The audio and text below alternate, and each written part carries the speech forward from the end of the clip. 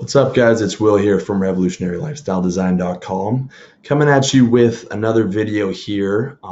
This is part one of my real estate series called Why You Shouldn't Buy a House. Part two is why you shouldn't invest in housing. This might get a lot of people upset, but I don't care because at RLD, we kill dreams. We don't sell them. College, marriage, career, home ownerships, the sacred cows of middle-class Western society. I have articles and videos killing all of those things. One, because those things don't exist anymore like they used to. And even when they did, I still think that's not the best way for a man to live. That's what we call the deferred life plan. Deferring your enjoyment until your 60s when you've paid off your house and your wife is supposedly still alive and you have grandchildren and now you have leisure time and you can enjoy the fruits of your labor. Fuck that. I want to enjoy the fruits of my labor now, which is why I live in Thailand at 33. I can get laid at will. I have passive income. I have active income. I make money on the internet, which is ridiculous. And I can literally do what I want any day of the week. That includes pick up shop and move anywhere else in the world. I can't see how that is not a better way to live. And I'm going to illustrate that with this particular article on reasons why you shouldn't buy a house. Now, let's start off by knocking down this deferred life plan a little bit. So the idea is you buy a mortgage, 30, 35, sometimes 40-year mortgage. By the time you're 65, you can retire and enjoy that mortgage debt-free. Well, 1 in 6 of you is going to be dead before 65. Look at the link in my article that complements this video for that stat. Now let's look at the term mortgage. This was derived from law French in the Middle Ages, and it translates to death pledge. That should tell you what you're getting into. The lifestyle, the deferred life plan, with all the pillars of middle-class values, career, marriage, home ownership, since the 30s has been referred to as the American dream. This was crafted by James Truslow Adams, and in the idea of the American dream, he said that life should be better and richer and fuller for everyone, with opportunity for each according to ability or achievement. Can't argue with anything there. But what James didn't mention was a 30-year commitment to a mortgage lender. That phrase and, his statements and his speech was co-opted by the media and corporations and wrapped up into the American religion of the American dream, with home ownership as one of its defining tenets. And a large part of this is because corporations don't want you to have job choices or financial independence. They want you to be tied to a location.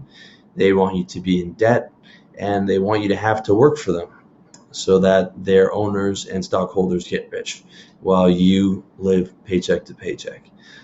As we pass the 30s, we get into the time of the rise of factories and assembly lines, and the rise of row houses in communities of factory workers. And since then, since those days, home ownership has been promoted as the ultimate vehicle for middle-class savings. In my opinion, a mortgage was never a good idea, but at least in those days, men could have a job that they could rely on for life and retire with a gold watch. Industry is dead in North America. If you guys haven't noticed, it's been shipped to Mexico or China. So even then, I don't think that was a good deal, but those days are gone. Okay. Any type of consistency as an employee, man, that's gone. It's long gone. The temp worker is the norm, and the average person doesn't last more than 3 years at any one job. For some of you guys, that might be enough to convince you, but for the rest of you, keep reading because I'm going to destroy this concept of home ownership. First off, I'm going to destroy the 6 reasons why people buy houses. Then I'm going to destroy the concept even further by my own reasons why you shouldn't buy houses. So let's get into the reasons why people buy houses and then debunk them. Okay. So status, number one, when you're buying a house, you become an upstanding member of the community. You can tell people you own a house and everyone admires you, and your family pats you on the back and says, you're doing the right thing.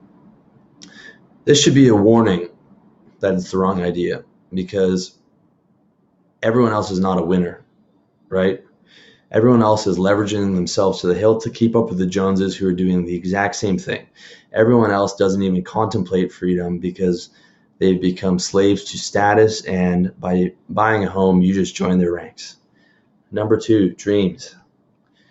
The bank, your real estate agent, your family, and society tell you that you're not buying a house, you're buying a home. Homes don't exist. Homes are dreams. Dreams are fantasies. We live in reality. We don't live in dream world. So the dream that you're buying into is home ownership with a picket fence and a spacious backyard and a warm, cozy place to raise a family. That doesn't exist. That is a house, and you can do with a house what you want, but homes don't exist. Okay. Calling it a home is what real estate agents and mortgage lenders do to manipulate your emotions. They sell you a dream of home ownership. What you get is a house, which is a physical product subject to rot, rust, and needs renovations. Okay? Not saying that you can't have a happy family, but I'm saying that's not what you're buying. A home doesn't exist. It's a house. So get rid of that dream. Number three, people buy houses because of pressure. Women pressure men, their husbands, to buy a house. Their husbands are told babies need space. His family and her family reinforce that pressure. The truth is, babies don't need anything except food, clothing, and shelter. It's true that it's much more comfortable to raise kids in a nice big house, but not at the expense of having unhappy, stressed out parents who don't have any time to raise kids because they're both working 11 hours a day. Most guys shouldn't be getting married for a number of reasons, one of which is you can't afford a wife and kids, let alone buying a house. I've got an ex-colleague who's a great example. He was 40, a 40-year-old salesman. His manager was 33, which is bad enough as it is. It was a horrible job, which he hated. He was a broken man, which he admitted to me. He said those actual words. He had a demanding wife, expensive wedding. They took multiple trips per year on credit. And since I met the guy, he already knew he was a broken man, but he went ahead and bought a house, bought a dog, and none of which he could afford. Fully supported by my ex-boss, who went so far as to loan him his appraiser, knowing that he had now had his top salesman by the balls for the rest of his life, because this guy couldn't even take a month off. They could put as much pressure on this guy as they wanted because, he had no choice. He had all these things that he had to pay for. And he boxed himself into a corner and did that willingly. So pressure is not a good reason to buy a home. Just because your wife or your family is pressuring you to buy something you can't afford does not mean that you should do it. Instead tell them you can't afford a house and you'd much rather have a happy family in a smaller place than an unhappy family, a stressed out, unhappy family that has to work insane hours to buy something that you can't afford. Number four, appreciation.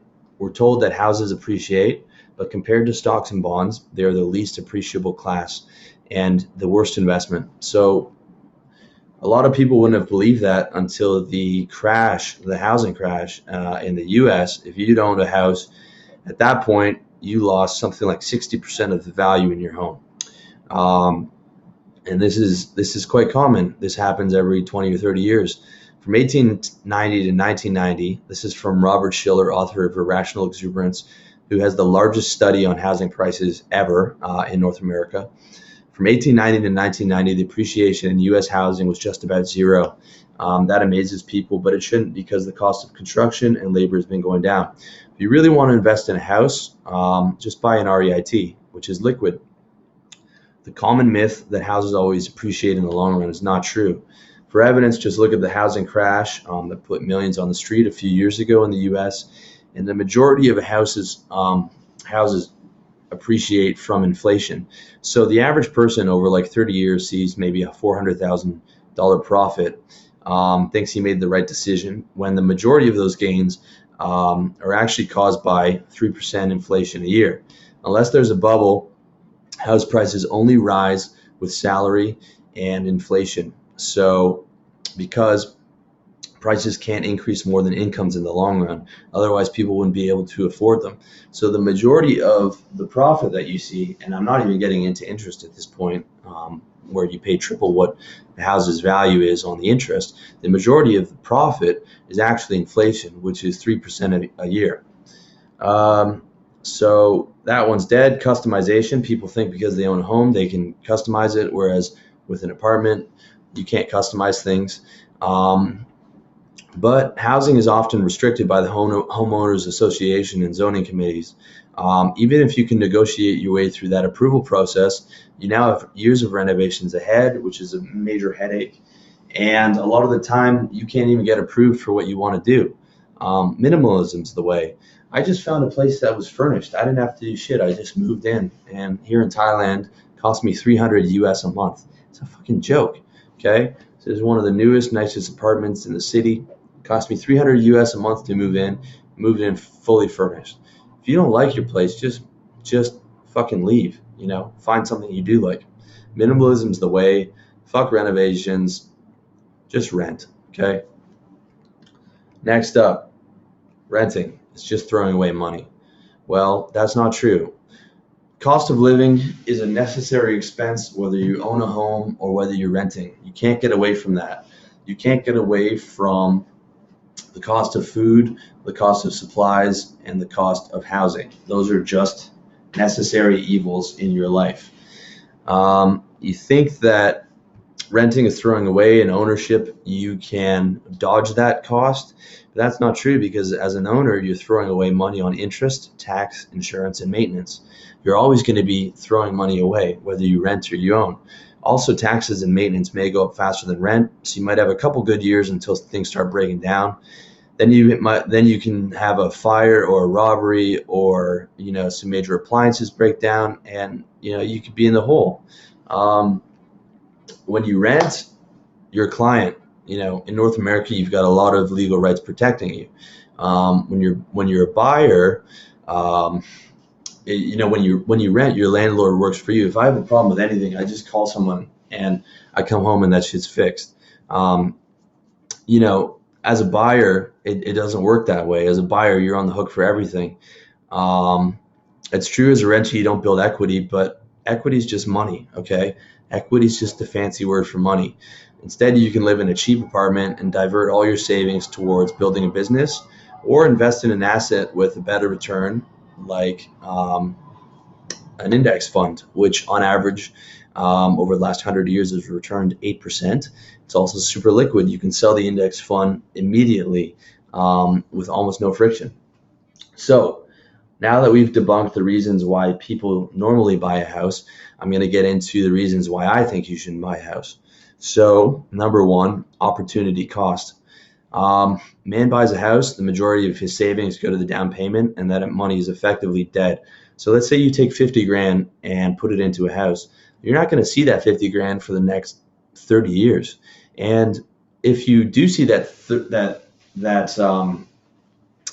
grand, it's only because you're selling your house.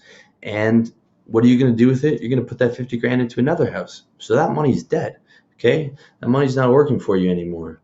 That $100 down payment, or that $50,000 down payment, could have gone into a business that you launched that gave you a 5,000% return.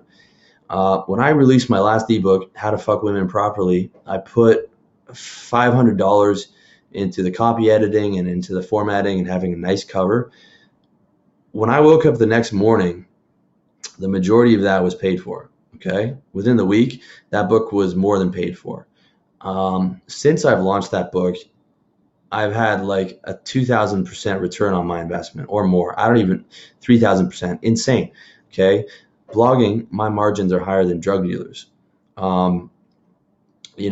I pay for my entire blogging expenses within every month by the second day of the month.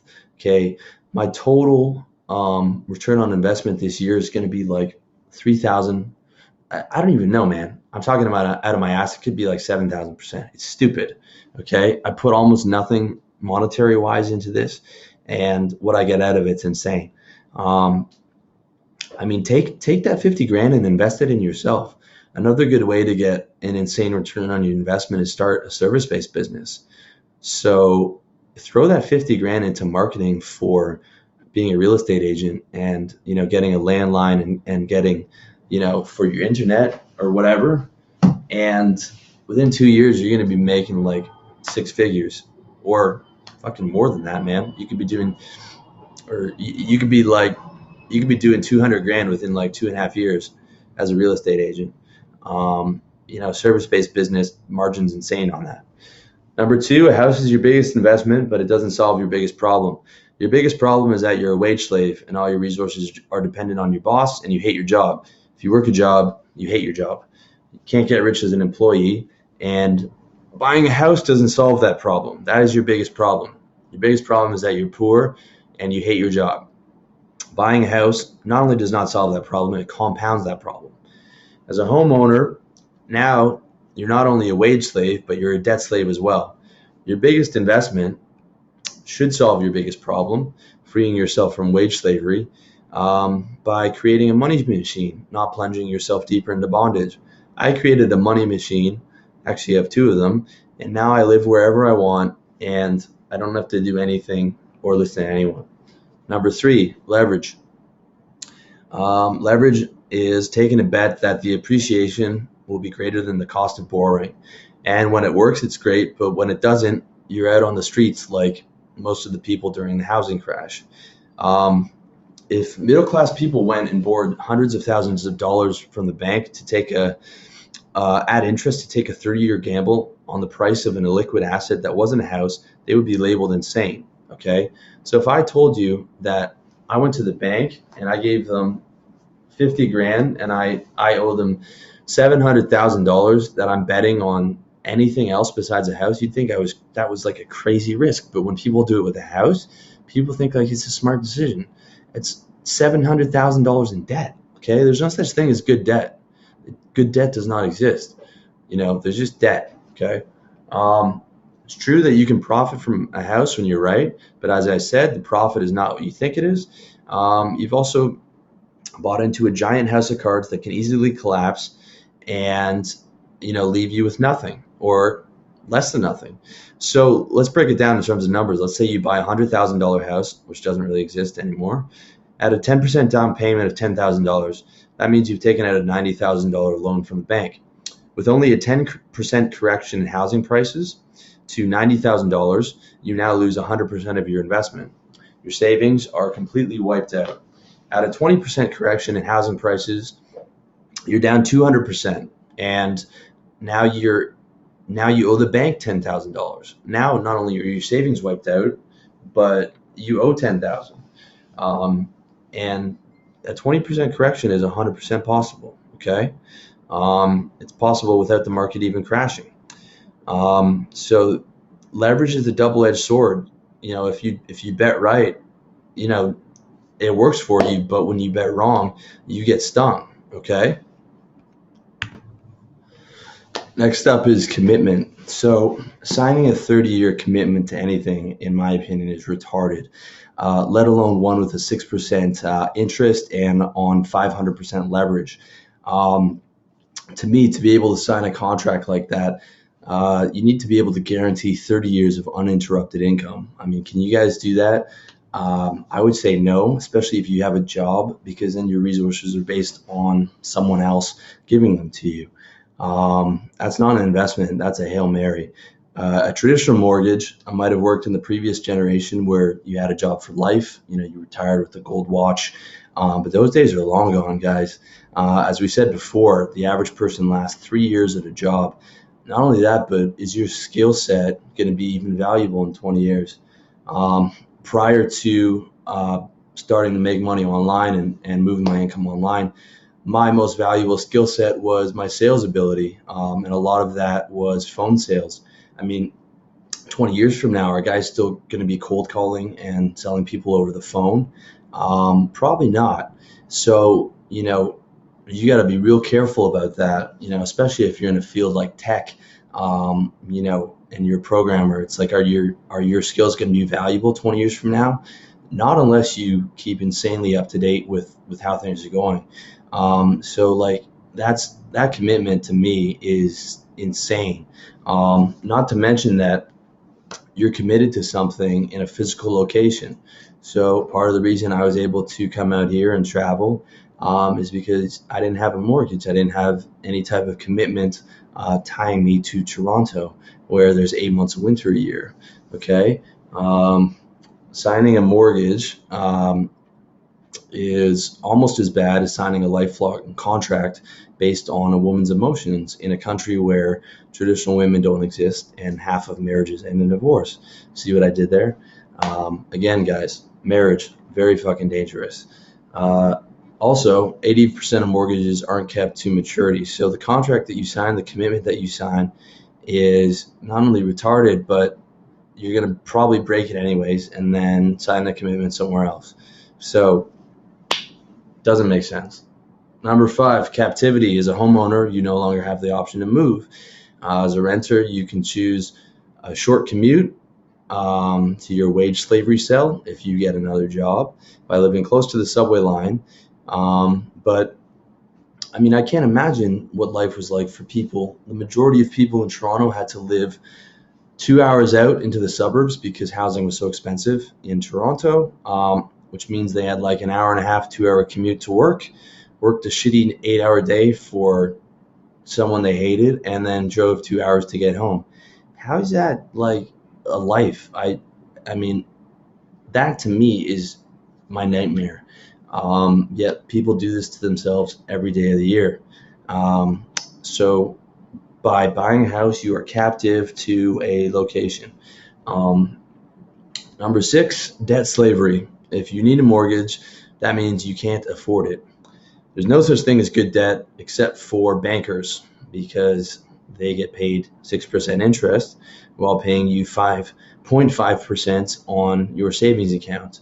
If there was a thing as good debt, a 30-year gamble on uninterrupted earnings at 5% interest wouldn't qualify. That means a mortgage, okay? Even if there was such thing as good debt, a mortgage is not it. Good debt maybe would be for a business that you're aiming to give you thousands and thousands percent of return on the amount of money you put up. Um, you know, what debt slavery does is it qualifies you to um, be a debt slave, add a wife and 2 kids, and it's going to be almost impossible to invest in yourself. It's like, this is the reason why most guys don't start a business past 40, because they're saddled with kids, they're saddled with a wife. The wife wants renovations, she wants new clothes, the kids need braces, you have 2 cars, so you have 2 payments on that, you got a mortgage payment, kids need to go to private school, you want to buy a big screen TV. Guys don't get out because they can't get out. Guys don't get out because they can't take even a month off to try and start something, because they can't have a month of not earning.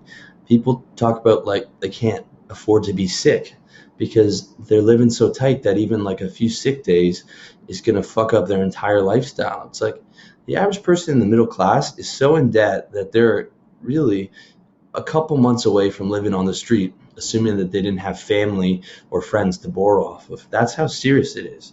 Okay. Number 7, your time. Do you really want to spend all your free time working on your house? Is this where your time is best spent? So renovations, fixing things, cleaning the gutters, owning even just one property is a part-time job. That's time that can be spent working towards solving your biggest pain point, which is being a wage slave. For me, I live in a rental here. I set up shop within a day or so. I got a real estate agent. I saw 12 places. I settled on this one. It's $300 a month. When I want it cleaned, I just go downstairs, get them to send up a maid. When I want laundry done, I give my laundry to the laundry service. I want something fixed, I message my landlord. I don't have to do shit. I literally just stay here. That's it. Okay. Takes none of my time. Furniture was already here when I got here. Um, you know, my biggest problem is where I should go for dinner. Okay. That's all I have to worry about is what to do for lunch and what to do for dinner. That's it. Okay. The rest of my time goes to building a business and building things that's going to earn me money 5, 10, 15 years down the road. I wrote that book on sex. That's going to be making me money 10 years from now. My Tinder book, I don't know, maybe 5 years from now if Tinder's still going. But that sex book's going to make me money a decade from now, something that I did now. I mean, guys, I can't tell you, I can't stress this enough. Get equity, get stuff that's going to, make you money passively. Don't spend all your time fucking renovating your house. It's stupid, man. Number 8, stress. Buying a home is stressful. Okay. You got to deal with bidding, paperwork, lawyers, other friction. It's one of the most stressful things in people's lives. And then once you got the house, owning a house is stressful. You got monthly payments, you got things breaking, you got renovations, you selling a home, that's stressful too. Then you got to deal with real estate agents again. You got to decide on the right offer. You got to fix your place up so it looks nice. You got to have strangers running through your house for months or years on end, and that's just the average homeowner. That's not even including guys who are on the wrong side of the housing crash and are ending up committing suicide, or guys who have to default on mortgage payments, or any number of these things. That's an insane level of stress, and that's just added to all the other stress of a middle-aged man. Number 9, lack of diversification. Cardinal rule of investing is diversify. If you want to put all your eggs in one basket, at least put them in a basket that you have the maximum amount of control over, like a business. Business, you can pivot. A business, you can change products. A business, you can, customize your niche. You can do any number of things, but, you put the bulk of your savings into a home, you've got your entire portfolio into this giant fixed asset that is depreciating, that, is subject to rust and rot. And that's it. There's no diversification whatsoever. So number 10, illiquidity.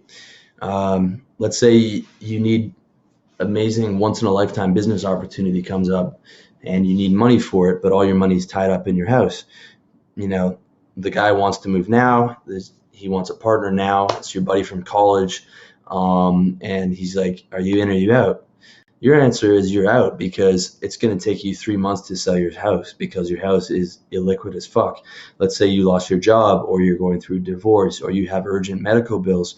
All your money's tied up in your house, and it takes you 3 months to sell the house. So that's a major problem. The only way that you can get the money right then is if you sell well below market rates and take a hit on what your profit would be. Compare that to an index fund.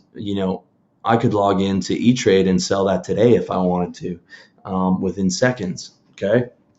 Number 11, transaction fees. So when it comes to housing, the transaction fees and the amount of friction that they generate is greater than in all other assets combined. So when houses are bought and sold, you've got real estate agents, you've got lawyers, you have mortgage brokers, you've got escrow officers, you've got title representatives, and you've got appraisers, among others, all taking a piece of the action. Then you've got the real estate transfer tax, you've got escrow costs, you've got carrying costs, you've got property tax, and other fees to deal with. Many people think they're just going to amortize those costs over the length of a 30-year mortgage. The problem is the average length of ownership of a house is 7 years, not 30. So people buy these 30-year mortgages assuming that they're going to stay there for the rest of their lives, when on average they get bored of the house or lose their job and have to either move somewhere else after 7 years, or downgrade to another house. That means the 7% you pay in commission and closing fees comes out to closer to 1% a year. as opposed to amortizing those costs over 30 years. That's about 1% a year because you're going to move and do it all over again. Okay. Number 12, maintenance. Everything in your house is going to break. You're either going to fix it yourself or pay someone else to fix it. When you rent, I tell my landlord something's broken. I come home at the end of the day and magically it's fixed. Number 13, damage. When it comes to buying a home, the best you can hope for is that it doesn't have major problems. The best you can hope for is that you got what you paid for, okay? There's no potential hidden upside, but there's a big potential hidden downside. And that's even if you have an appraiser. There's a lot of stuff they can miss that, it could be underlying structural problems, leaks, mold, any number of things that you're going to have to go out of pocket with. The colleague I mentioned before, the guy who considered himself a broken man, who used our boss's appraiser for the house, but the appraiser managed to miss a ton of mold in the basement, and he's going to have to go out of pocket $30,000 for that. Okay, just a nightmare. Okay, just an absolute nightmare. You can easily spend half your down payment going out of pocket to fix things that your appraiser missed, which is exactly what he's doing. I wouldn't wish that on anyone. So what you should do instead, guys, is what I did. Live cheap. Live as cheap as possible. Bank your money and use it towards investing in your own business, investing in yourself, or as a runway for you to sustain yourself while you build your business. Owning your own business is the only way out of slavery.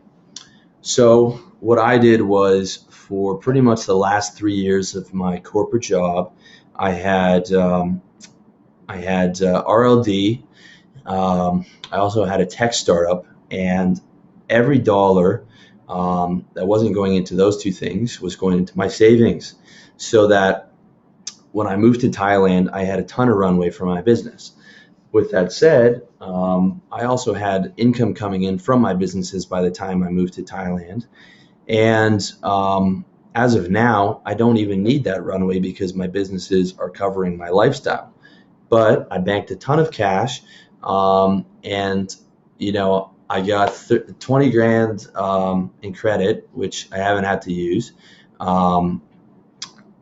just in case something went wrong. So, if you're planning on moving your income online and you've got an online business, which I think you should, you can easily generate 4 or 5 years runway if you're planning to move to a country like Thailand by the time you get out of wage slavery.